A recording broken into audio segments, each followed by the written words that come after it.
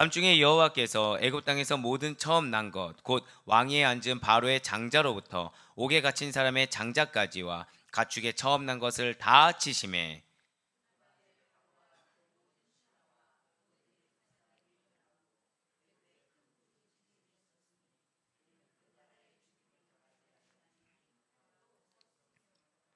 밤에 바로가 모세와 아론을 불러서 이르되 너희와 이스라엘 자손은 일어나 내 백성 가운데서 떠나 너희의 말대로 가서 여호와를 섬기며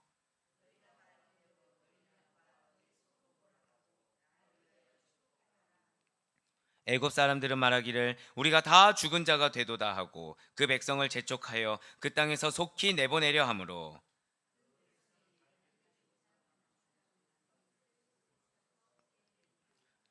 이스라엘 자손이 모세의 말대로 하여 애굽 사람에게 은금 패물과 의복을 구하매 여호와께서 애굽 사람들에게 이스라엘 백성에게 은혜를 입히게 하사 그들이 구하는 대로 주게 하심으로 그들이 애굽 사람의 물품을 취하였더라. 아멘. 할렐루야. 네, 오늘 변함없이 살아있는 주님의 말씀을 듣기 위해 그리고 이렇게 우리가 하루의 시작을 말씀과 기도로 여는 것을 주님께서 기뻐하시사 반드시 나의 삶 가운데 역사하신다라는 그 믿음의 확신으로 우리 함께하고 계시는 모든 성도님들을 주님으로 환영하고 축복합니다. 우리 이 시간에 출애굽기 출애굽기를 통해서 은혜 받는 귀한 시간을 가지고 있습니다. 드디어 장자 재앙이 집행되게 되었어요. 자, 우리가 장자 재앙 예고가 혹시 언제 되었는지 기억하십니까?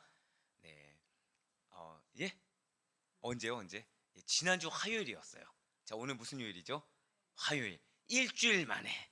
네, 물론 저희는 이제 5일 동안 이제 특별 새벽 기도 하지만 벌써 설교를 5일 동안 할 동안 하나님이 예고하신 거예요.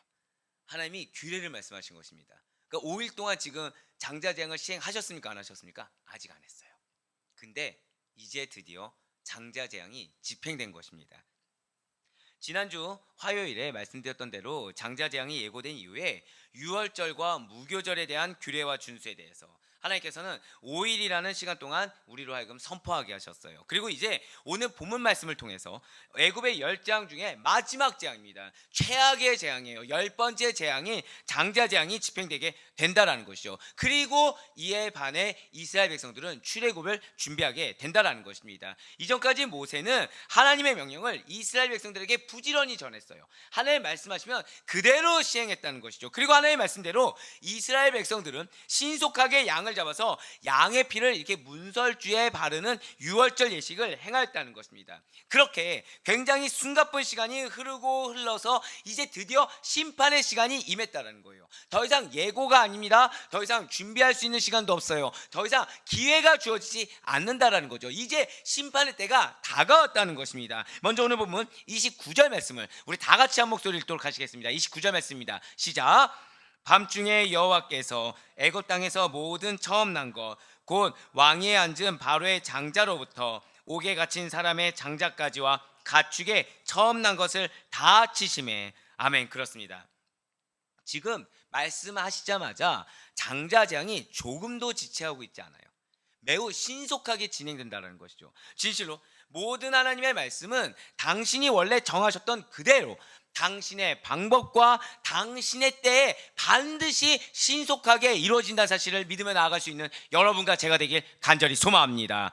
조금도 과장되지 않아요. 조금도 축소되지 않습니다. 장자 재앙은 지금 말씀드려 보니까 어떻게 되어 있나요? 바로의 장자로부터 애굽인 그리고 애굽의 포로로 갇힌 모든 이방인과 가축에게까지 미쳤다라는 거죠. 여기서 중요한 사실이 있습니다. 지금 그냥 단순히 애굽인에서 끝나지 않았다라는 거죠. 포로로 잡혀서 옥살이를 하던 자들 중에는 애굽인이 아닌 이방인들이 있었다고 하고 있어요. 근데 그 이방인에 누가 포함되겠습니까? 놀랍게도 이스라엘 백성까지 포함되어 있다는 거예요. 예, 분명히 애굽인들에게 바로에게 장자재앙을 선포하셨는데 당시에 포로로 갇힌 자들 그 중에는 이스라엘 백성들 가축까지도 다 포함되어 있다는 거죠. 그리고 그들 역시도 이 장자재앙에서 벗어날 수가 없었다라는 거예요. 예, 뭐 이제 가축은 우리가 이전에 들어서 알겠어요. 그 주인이 누구냐에 따라서 장자재앙에서 벗어날 수 있고 없고가 차이가 난다는 걸 알았습니다. 근데 지금 놀라운 거는 옥살이를 하는 사람, 포로로 갇힌 사람 중에 누구도 포함되어 있었다고요? 이스라엘 백성까지 포함되어 있었다는 거죠. 바로 이거라는 거예요. 유월절 어린 양의 피를 바르지 않으면 애굽에 거하는 모든 사람은 비록 그가 이스라엘 백성이라고 하더라도 죽을 수밖에 없다는 사실입니다. 분명 하나님께서는 기회를 주셨어요. 이스라엘 백성들에게 기회를 주셨습니다. 분명 하나님께서는 이 이스라엘 백성들에게 유월절 규례를 가르쳐 주시고 그대로 행할 수 있는, 절 따라 고백하실까요? 기회를 주셨다. 그렇습니다. 기회를 주셨다는 거예요.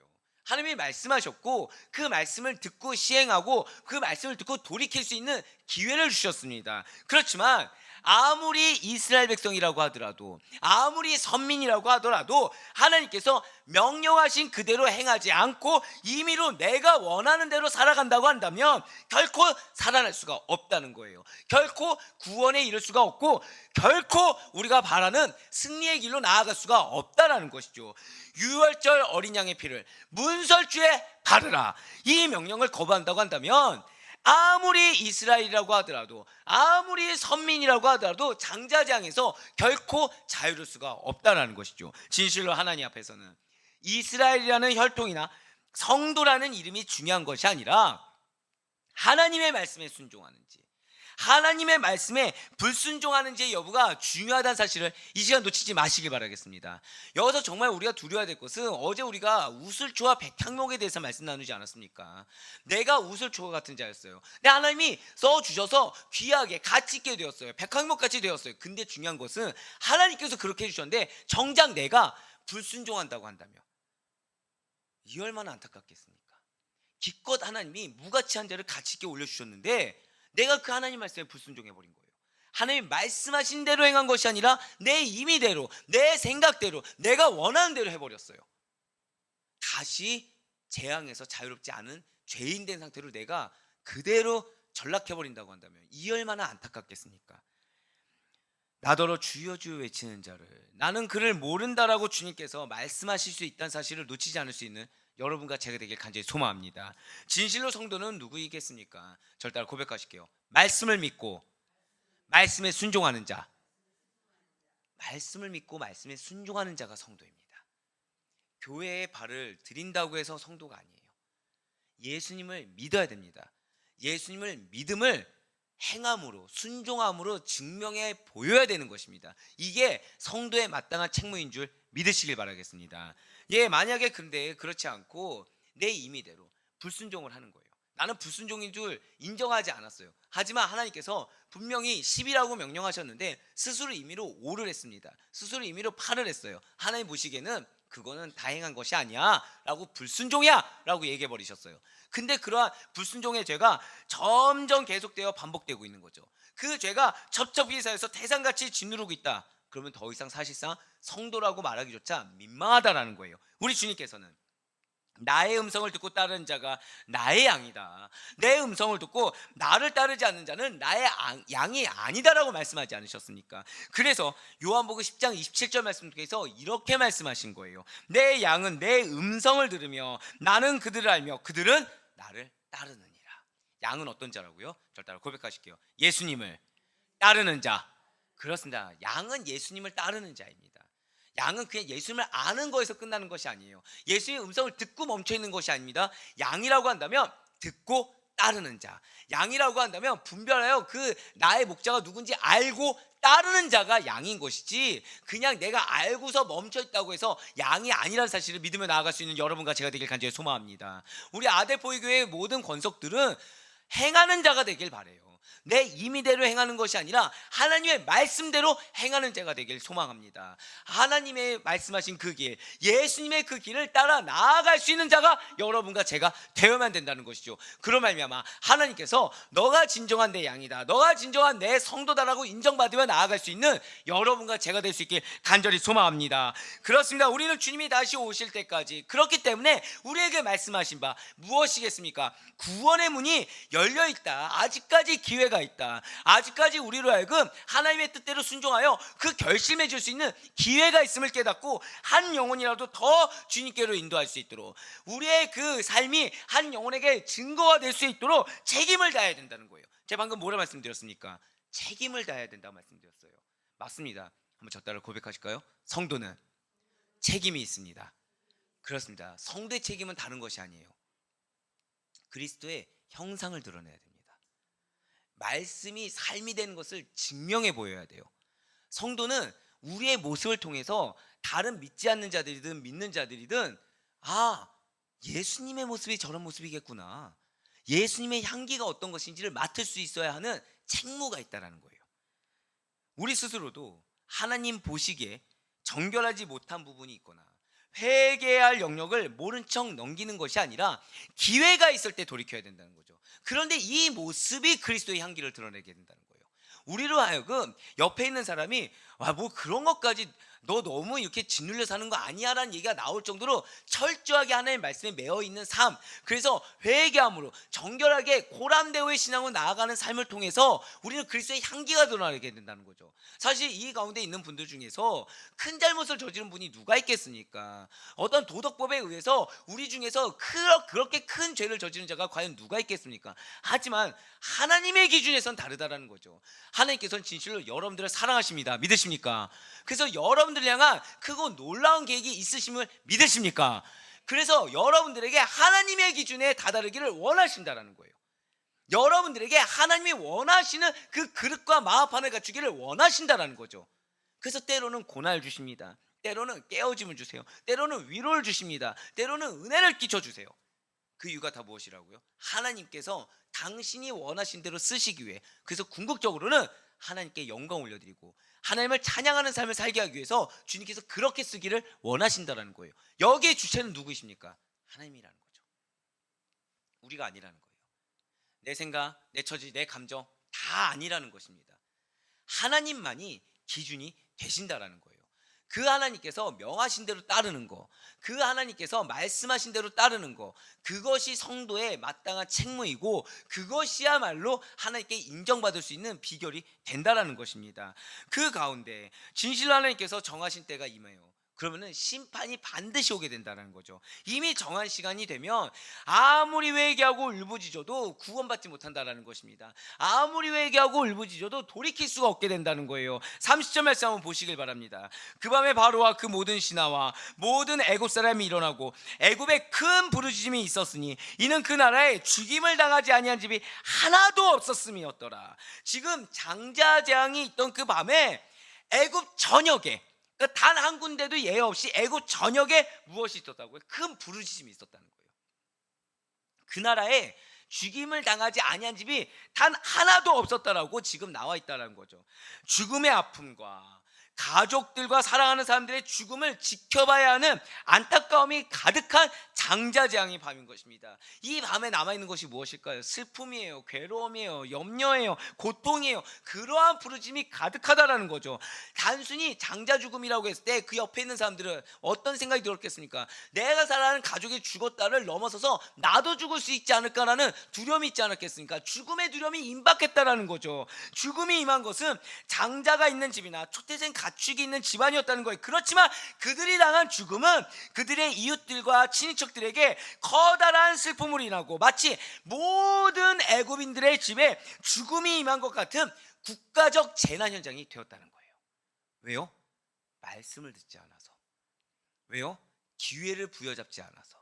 왜요? 자기 임의대로 왜곡해서 해석해서. 설마 괜찮겠지, 그런 신이 다 보호해 주실 거야. 라가 보호해 주실 거야.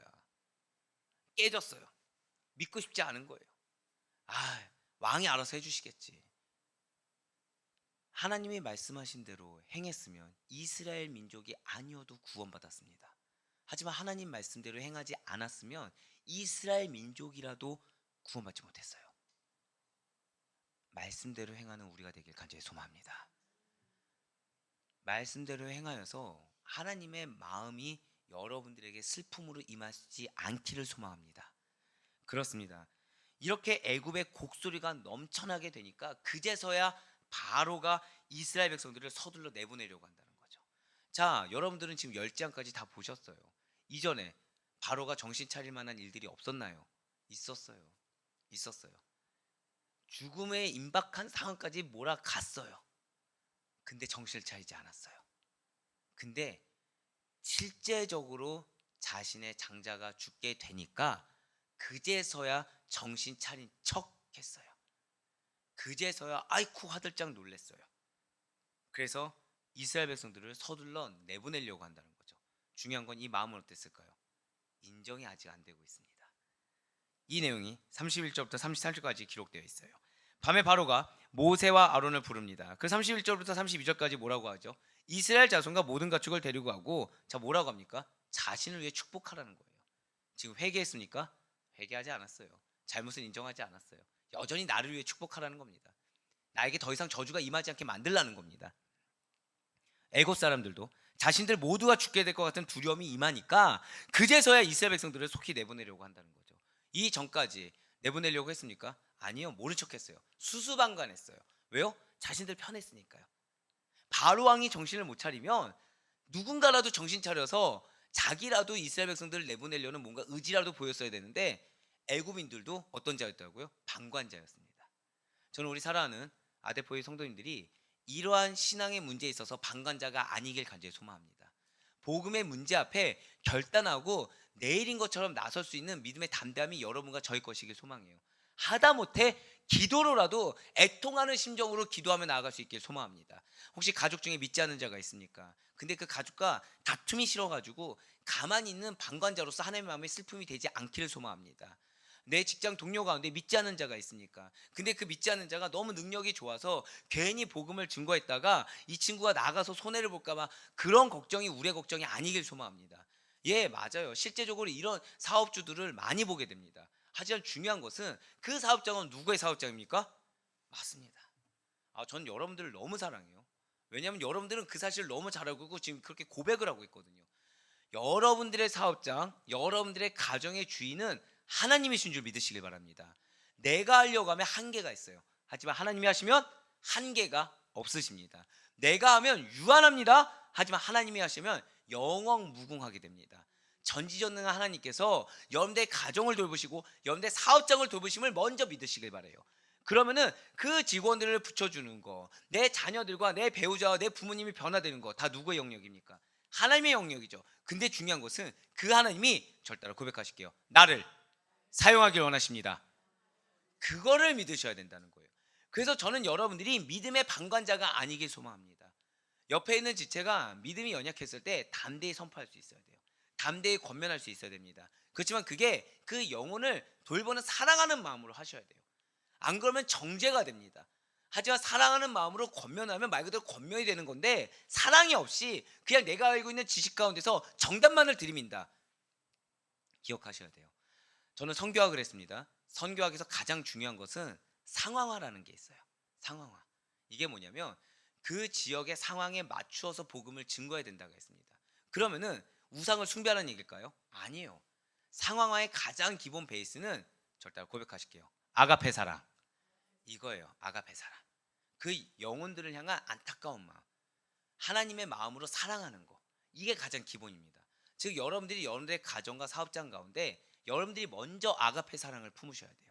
영혼에 대한 마음을 먼저 품으셔야 됩니다. 이익이 아니라 무엇이 가장 중요하다고요? 영혼에 대한 마음이 가장 중요하다는 거죠. 그러했을 때 여러분들의 입술은 정죄 입술이 아니게 됩니다. 여러분들의 입술은 누가 들어도 영향력 있는 사랑의 언어가 된다는 거죠. 제가 방금 전에 어떠한 사랑의 언어라고요? 영향력 있는 사랑의 언어가 된다는 거예요. 신방을 하다 보면 어떠한 자녀의 비전이나 그리고 배우자의 비전을 두고 기도하시는 분들이 있습니다. 그러면은 안타깝게도 자신의 욕심이 꼭 들어가게 돼 있어요. 그거 빼잖아요. 그럼 사랑의 언어가 나옵니다. 사랑의 언어가 나와요. 바라옵기는 믿음의 방관자가 아니라 사랑의 십자가 군병으로 쓰임받을 수 있는 여러분과 제가 되길 간절히 소망합니다. 왜 십자가 군병일까요? 내려놓는 게 힘들기 때문이에요. 하지만 십자가에 내가 못 박힌 자라는 걸 깨달았을 때 나라는 이름이 가지는 어떤 주장을 뺐을 때 사랑의 권면이 나오게 된다라는 것이죠. 하지만 애굽인들은 그렇게 하지 않았다라는 것입니다. 애굽인들은 방관자였어요. 애굽인들은 바로 왕의 행태를 보고서도 수수방관했다는 것이죠.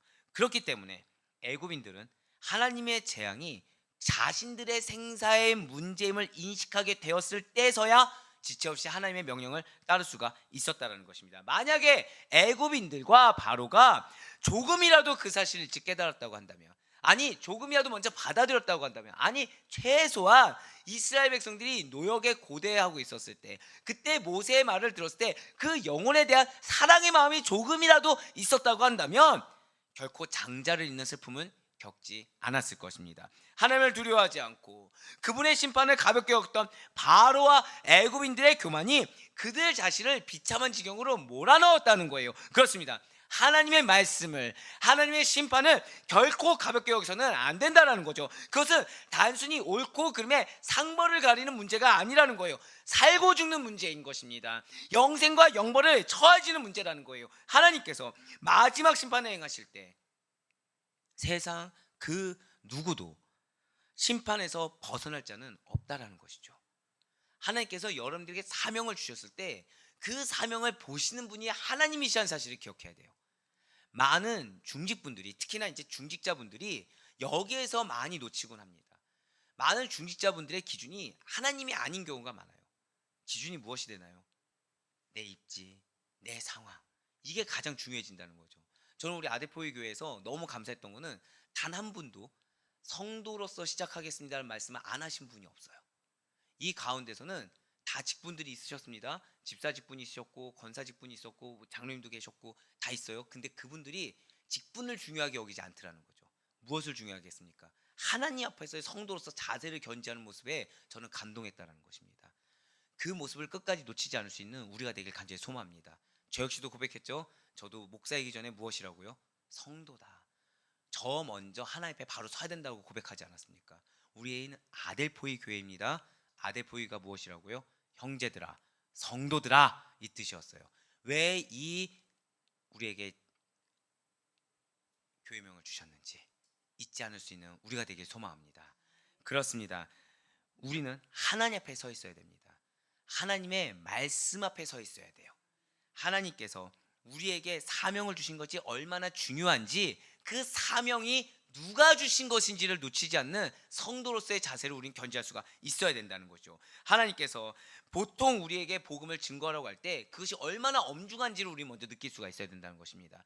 여러분들의 삶을 통해 하나님을 증거하게 하겠다고 했을 때 내 삶이 얼마나 중요한지 깨달으셔야 된다는 거예요. 왜냐하면 우리가 보통 복음을 증거할 때 보통 어떻게 얘기하십니까? 자, 교회 나오세요, 예수님 믿고 구원 받으세요 라고 하면서 예수 믿고 구원의 복을 받으라고만 하지, 예수님을 믿지 않았을 때 영원한 형벌에 처해집니다라는 심판의 말씀을 증거하는 건 주저한다라는 것이죠. 그러나 복음에는 예수님을 믿으면 구원받는다는 구원의 말씀이 있는 반면에 예수를 믿지 않으면 형벌을 받아 멸망을 받는다는 심판의 말씀도 존재한다는 사실을 잊지 말아야 된다는 것입니다. 복음이라는 것이 믿으면 좋고 안 믿으면 어쩔 수 없는 것, 믿으면 좋지만 안 믿으면 본전인 것, 그런 것들이 아니라는 거예요. 절대로 고백하실게요. 복음은 삶과 죽음의 절박한 문제입니다. 그렇습니다. 복음은 삶과 죽음의 절박한 문제인 것입니다. 애굽인들 앞에 내려진 장자 재앙은 애굽 전역을 죽음의 도가니로 만들었어요. 그래서 애굽인들과 바로 왕은 이스라엘을 빨리 내보내는 것이 자신들이 살 길이라 생각했다는 거죠. 사실 이게 문제예요. 이게 무엇이 우선일까요? 내보내는 게 우선입니까? 믿는 게 우선입니까? 그렇죠. 믿는 게 우선이에요. 하나님을 먼저 인정했어야 돼요. 내보내는데 급급하기보다는 하나님을 먼저 인정했어야 됩니다. 우리는 이 이후의 내용을 알고 있어요. 하나님을 인정하고 하나님을 믿었다고 한다면 홍해 사건이 일어났겠습니까? 일어나지 않았어요. 이걸로 끝났을 것입니다. 이걸로 끝났을 거예요. 그렇지만 그들은 그걸 생각하지 않았습니다. 이스라엘 백성들을 내보내면 끝날 거라고 생각했어요.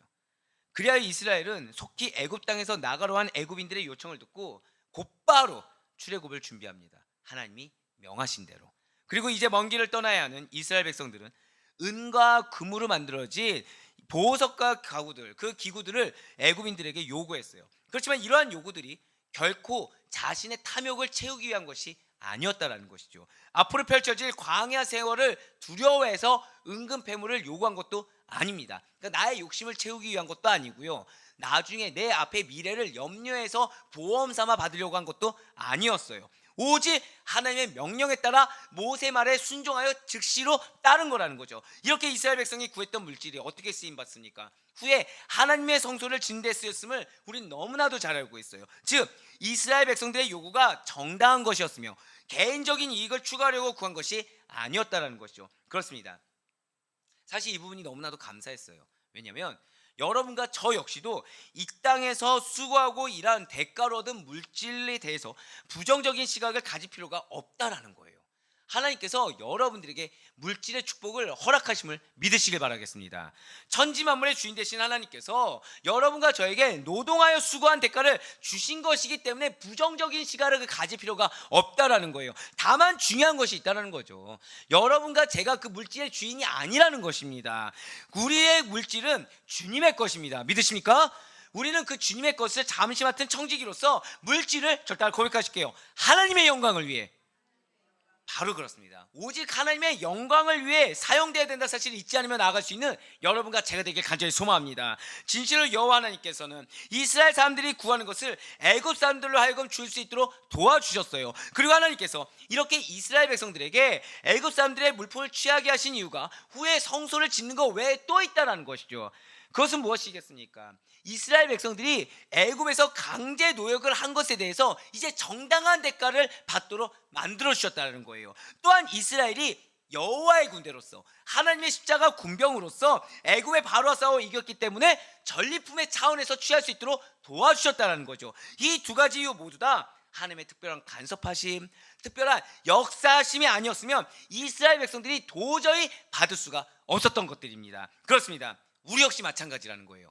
여러분과 저의 본질이 무엇입니까? 우리는 그리스도인이에요. 우리는 성도입니다. 우리는 절대 고백하실게요. 나는 하나님의 백성입니다. 그렇습니다. 이게 정말 중요해요. 우리는 하나님의 백성입니다. 그럼 우리는 이 땅의 모든 생활 가운데 절대 한 번 더 고백하실게요. 나의 힘으로는 살 수가 없습니다. 맞습니다. 나 스스로의 힘으로는 살 수가 없어요.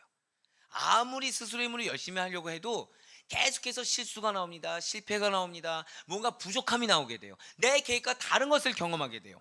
우리에게는 무엇이 필요할까요? 하나님의 은혜가 필요하다는 거예요. 이것이 창피한 것이 아니에요. 그리스도인은, 하나님의 백성은 하나님의 도우심을 받으며 살아가게 창조된 사람들입니다.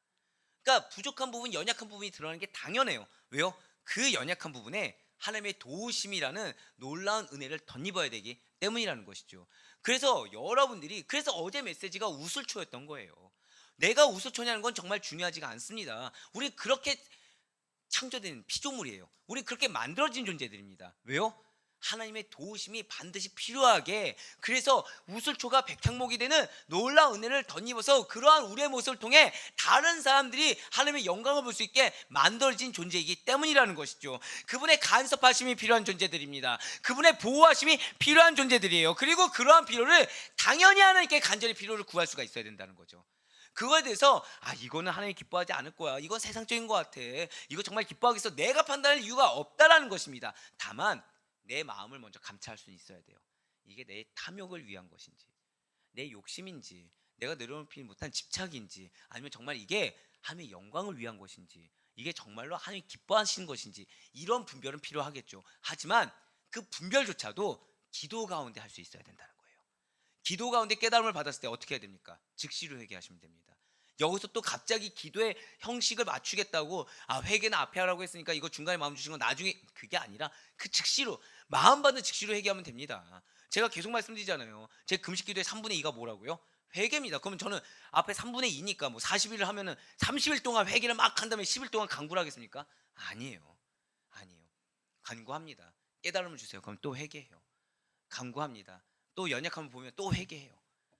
하나님 앞에서 회개하는 것이 특권이라고 말씀드리지 않습니까? 맞아요.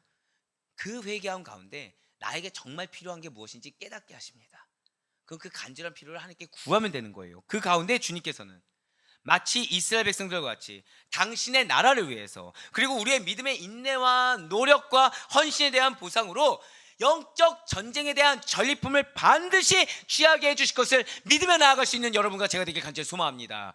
그러니 부디 바라옵거나 없기는 하나님께서 여러분들의 삶을 세밀하게 간섭하시고 보호하실 때야 비로소 영육 간에 내가 평강을 누릴 수 있음을 믿으시고 오직 예수 그리스도만을 의지하며 나아가시길 바라요. 예수 그리스도만을 믿으며 나아가시길 바랍니다. 주신 하나님의 말씀을 1.1핵도 가감 없이 그대로 순종하시길 바라요. 나에게 지금 말씀을 주셨습니까? 메시지 주셨습니까? 찔림 명령을 주셨으니까 그걸 그대로 순종하시면 된다는 거예요. 내가 임의적으로 이렇게 했을 때 어떤 반응이 나올지 계산할 필요가 없다는 거죠. 내가 임의적으로 판단해서 그럼 요만큼만 하고 이렇게 하겠다, 그럴 필요가 없다는 거예요. 맞죠? 절대로 고백하실게요. 있는 그대로.